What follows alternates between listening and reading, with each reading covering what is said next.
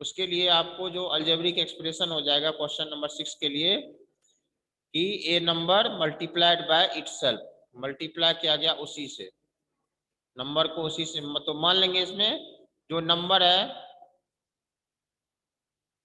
वो x है, तो इस x को इस नंबर को उसी में मल्टीप्लाई करेंगे तो x मल्टीप्लाई x हो गया, यानी कि x स्क्वायर।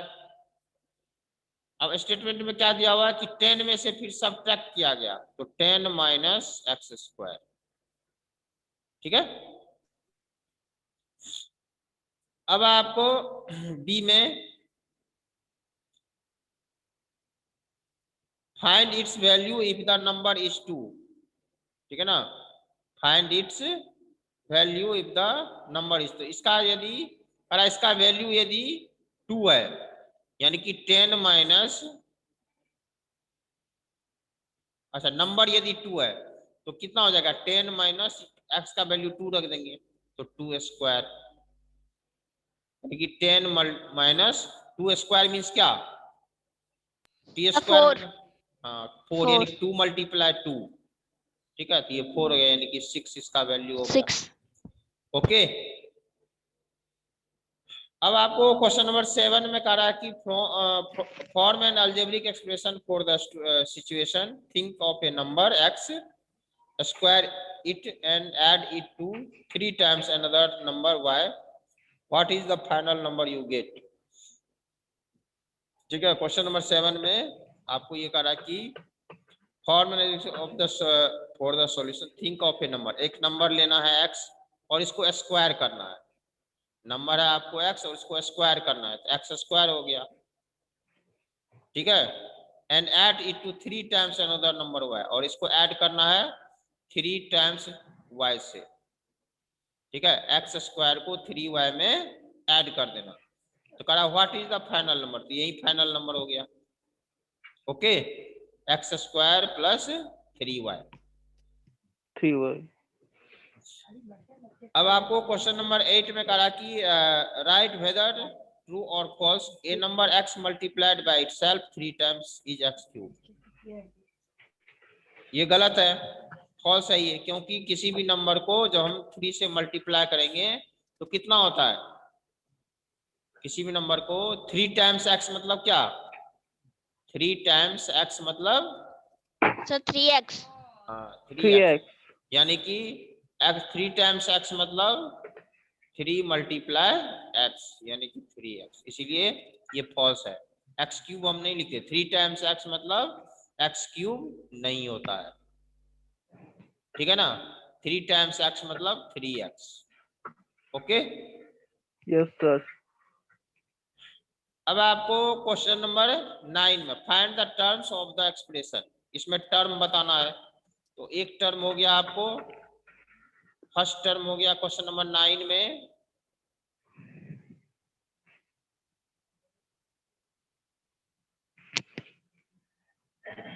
क्वेश्चन नंबर 9 में आपको फर्स्ट टर्म हो गया 9 का ए, फर्स्ट टर्म हो गया आपको X square Y, first term जो है इसका एक्स स्क्वायर, टर्म बताया था ना, फर्स्ट टर्म हो गया इसका एक्स स्क्वायर वाई, और सेकेंड टर्म क्या हो गया इसका 2। ओके, उसी तरह से बी पार्ट में भी ऐसे ही करना है। Yes sir. अच्छा, इसमें अब आपको क्वेश्चन नंबर 10 में एक चीज है, आपको न्यूमेरिकल कोफिशिएंट, ठीक है, तो न्यूमेरिकल कोफिशिएंट क्या होता है, find the numerical coefficient and factors of each term for the expression. इसको ऐसे करेंगे, इसका फैक्टर जैसे होता है, जैसे कि मान लो होता है आपको, ये क्वेश्चन है 3x Y square minus 7x square Y, ठीक है, तो इसका हमें फैक्टर बनाना।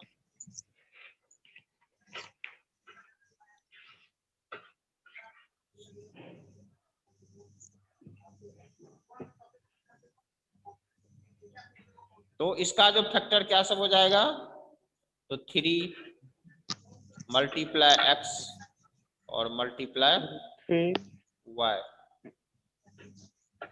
ठीक है, 3 मल्टीप्लाई x और मल्टीप्लाई y, y और मल्टीप्लाई y, और इसका फैक्टर हो जाएगा आपको, इसका फैक्टर हो गया आपको ये, और इसका फैक्टर हो जाएगा 7 multiply x multiply y। y, ठीक है, फैक्टर मीन्स क्या, इन सब से ये डिवाइड हो जाएगा। जैसे 12 का फैक्टर 3 है, इसका मतलब क्या हुआ कि 3 से जब हम इसमें डिवाइड करेंगे तो डिवाइड हो जाएगा। ठीक है, उसी तरह yes से इसका जो है सो ये सब फैक्टर है, यानी कि 7x² y में इन सब नंबर से जब हम इस सब से डिवाइड करेंगे तो डिवाइड हो जाएगा। अब कह रहा है सिर्फ न्यूमेरिकल कोफिशिएंट लिखना है, क्वेश्चन नंबर 11 में सिर्फ न्यूमेरिकल कोफिशिएंट लिखना है। तो x जैसे आप लिखते हो x, इसका मतलब होता है 1 मल्टीप्लाई x, यानी x का न्यूमेरिकल कोफिशिएंट 1 है। कोफिशिएंट मतलब कि जिससे मल्टीप्लाई है, ठीक है ना। न्यूमेरिकल कोफिशिएंट मतलब कि यदि किसी नंबर से ये मल्टीप्लाई है, जैसे है मान लो आपको 5x, तो 5x में x का न्यूमेरिकल कोफिशिएंट क्या है, 5x में x का न्यूमेरिकल कोफिशिएंट क्या है सर 5। 5। तो उसी तरह से आपको न्यूमेरिकल कोफिशिएंट बताना। और फिर क्वेश्चन नंबर 12 में भी जैसे अभी बताया आपको, ये फैक्टर ट्री बताना है, ये फैक्टर ट्री बना करके समझना है, ठीक है ना। क्वेश्चन yes sir, नंबर 12 में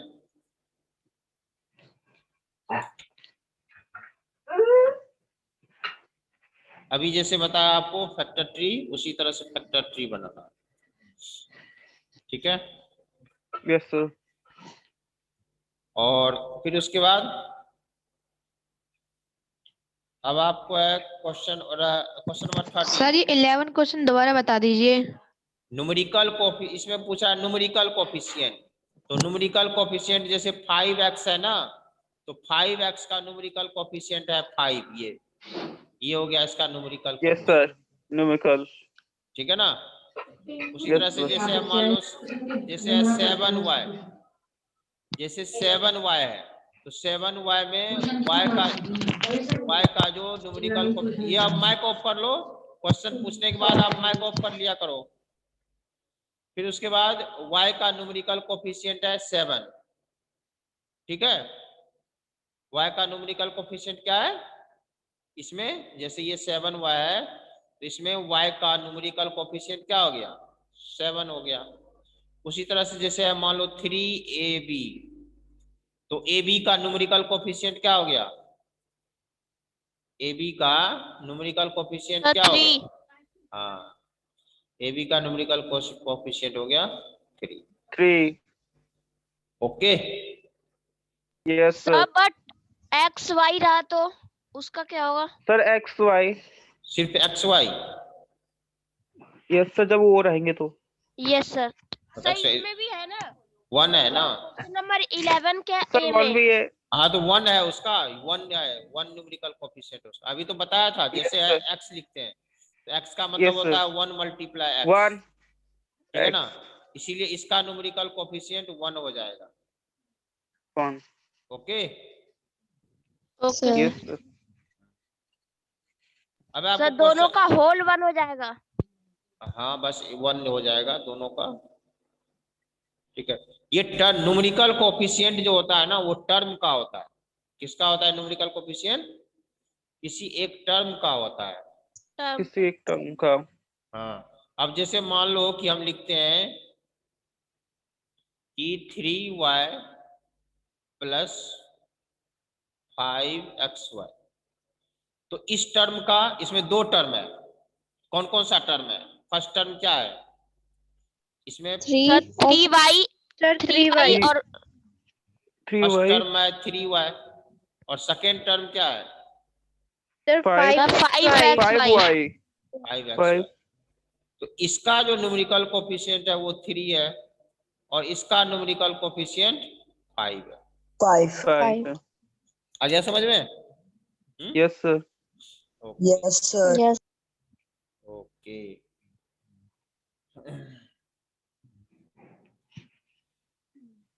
चलो अब है आपको क्वेश्चन नंबर 13 में ट्रू फॉल्स बताना करा। The coefficient of A in the expression इतना आर 5 and 2। इसमें करा कि कोफिशिएंट ए का जो कोफिशिएंट है, ठीक है, ए का कोफिशिएंट, जैसे मैं एक एग्जांपल दे बता रहा हूं इसमें, इसी को जो अब इसमें बताया आपको, इसमें आपको x का कोफिशिएंट क्या है और y का, इसमें y का कोफिशिएंट क्या है? सर 3। हाँ, y का कोफिशिएंट हो गया, यानी कि जिससे ये मल्टीप्लाई है ना, न्यूमेरिकल कोफिशिएंट नहीं। तो मैंने पूछा कोफिशिएंट, न्यूमेरिकल कोफिशिएंट अलग चीज होता है और कोफिशिएंट अलग होता है, ठीक है ना, कोफिशिएंट, ठीक है ना, को COE ठीक है, ICIENT, कोफिशिएंट, ठीक है ना। Yes sir. तो इसमें आपको ये कोफिशिएंट जो होता है वो अलग चीज होता है और न्यूमेरिकल कोफिशिएंट अलग होता है। जैसे आपको इसमें y का जो न्यूमेरिकल कोफिशिएंट है या y का जो कोफिशिएंट है वो कितना है? 3 है। कोफिशिएंट ऑफ y कितना है इसमें? इसमें 3 है। 3 है, ठीक है। और इसमें xy का कोफिशिएंट क्या है? Coefficient of x 5। इसमें आपको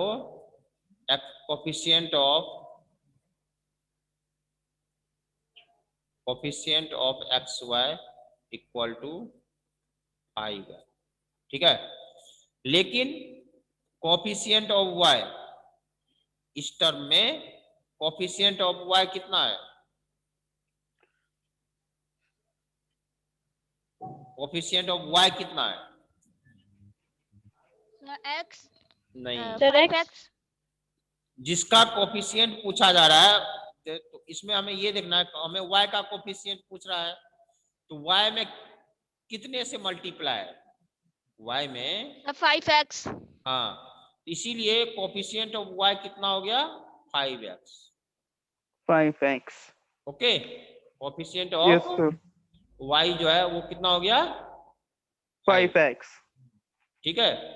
इसमें Yes, y का sir. कोफिशिएंट 3 है और इसमें y का कोफिशिएंट क्या है? 5x है। और यदि 5x. xy का कोफिशिएंट पूछेगा तब 5, यस है सर। ना। यानी जिसका कोफिशिएंट पूछेगा उसको छोड़ करके, यानी हमें ये पता लगाना होता है कि जिस वेरिएबल का या जिसका कोफिशिएंट पूछा जा रहा है उसमें कितने से मल्टीप्लाई है। ओके, आ गया समझ में? Yes sir. ओके, तो वही करा, तो इसमें करा कि a का जो कोफिशिएंट है, ठीक है ना, इसमें the coefficient of a in the expression are, a का कोफिशिएंट है 5 और दूसरे टर्म में ये फॉल्स है, क्योंकि दूसरे टर्म में ये जो 2a स्क्वायर है, 2a स्क्वायर मतलब क्या हो गया? 2 मल्टीप्लाई a, ठीक है ना। 2a स्क्वायर मतलब 2 मल्टीप्लाई a, ठीक है ना। तो Yes, इसमें a का कोफिशिएंट क्या है बताना गुलशन, तुम बताओ। बस एक दो बच्चे ही यस सर जी सर कर रहा है। हाँ गुलशन बताओ। 2। a का कोफिशिएंट, मैंने इसमें a का कोफिशिएंट पूछा, क्या है a का?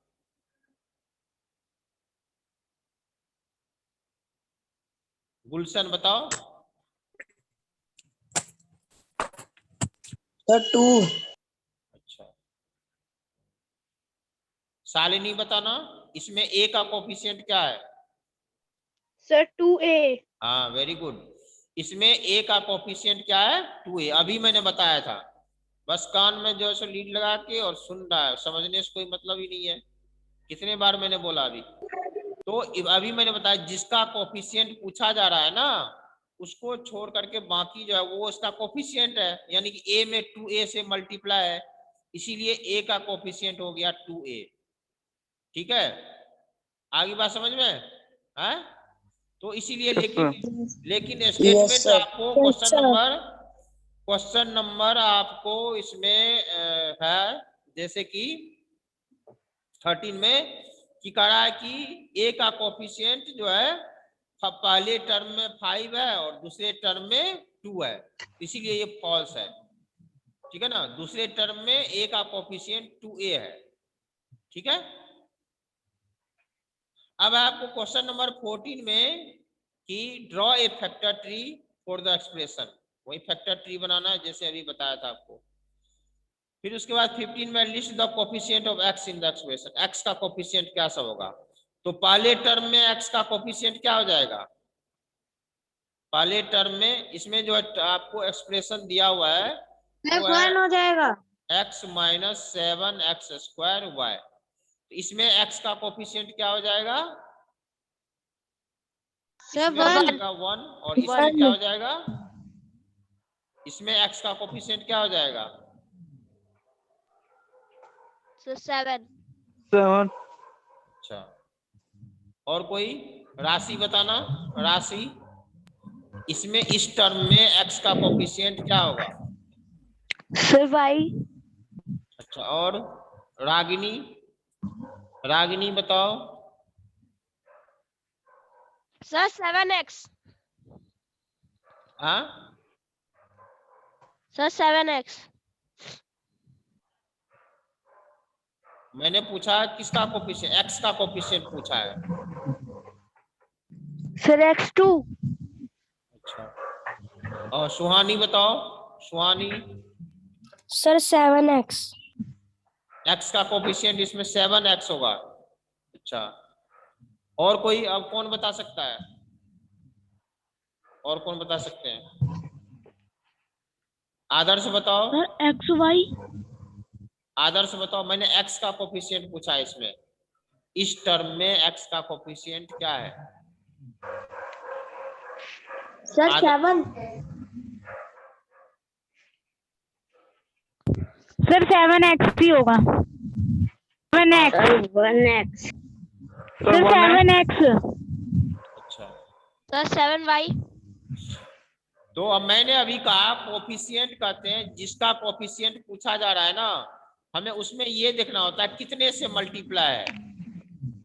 ठीक है ना, x का कोफिशिएंट पूछ रहा है, हम ये देखेंगे कि x में कितने से मल्टीप्लाई है। तो जैसे -7x स्क्वायर वाई, इसको हम क्या लिख सकते हैं, इसको हम लिख सकते हैं -7 मल्टीप्लाई x मल्टीप्लाई वाई।